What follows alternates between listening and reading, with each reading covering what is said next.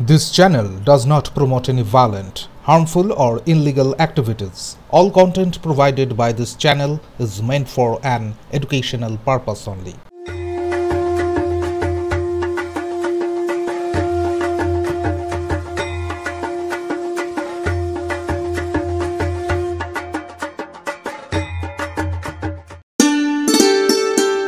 প্রতি বছরের মতো এবছরও বাবুবাগানে দুর্গোৎসব রঙিন আভায় ভরে উঠেছে। বাংলার ঐতিহ্য ও সংস্কৃতিকে কেন্দ্র করে গড়ে উঠেছে বিশাল রাজপ্রাসাদের আদলে প্যান্ডেল। সেই প্রাসাদের ঠাকুর দালানে অধিষ্ঠান নিয়েছেন মা দুর্গা। ঠাকুর দালান জুড়ে বর্ণময় চাকচিক্যের পাশাপাশি বাংলার প্রত্যন্ত গ্রাম থেকে আসা লোকশিল্পীরা উৎসবে যোগ দিয়েছেন। তাদের নৃত্য পরিবেশনে উৎসব মুখরিত হয়ে উঠেছে বাবুবাগানে। কখনো আদিবাসী নৃত্য, কখনো ছৌ, রায়বেশে বা নাটুয়ার পরিবেশনা, আবার উত্তরবঙ্গের শিল্পীরা তুলে ধরেছেন রাভা ও মারুনি নৃত্য।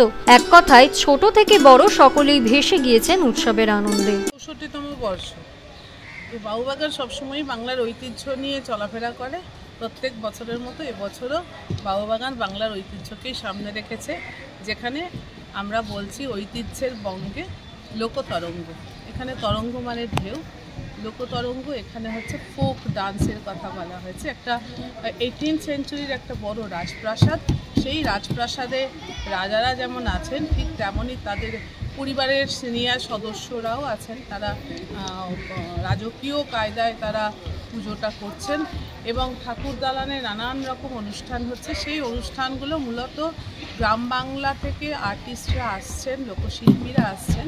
সেটা পুরুলিয়া থেকে ছৌ নাটুয়া হতে পারে, কখনো উত্তরবঙ্গ থেকে রাভা, মারুনি, যে লোকনৃত্যগুলো হারিয়ে গেছে প্রায়, পুতুল নাচ দক্ষিণবঙ্গে, এগুলো হারিয়ে গেছে প্রায়, গৌরীয় নৃত্য, সেই সমস্ত নৃত্যগুলো এখানে লাইভ পারফরমেন্স হচ্ছে এবং সব কিছু মিলে মনে হচ্ছে একটা রাজপ্রাসাদে অনুষ্ঠান অনুষ্ঠিত হচ্ছে এবং মা দুর্গা পূজিত হচ্ছেন।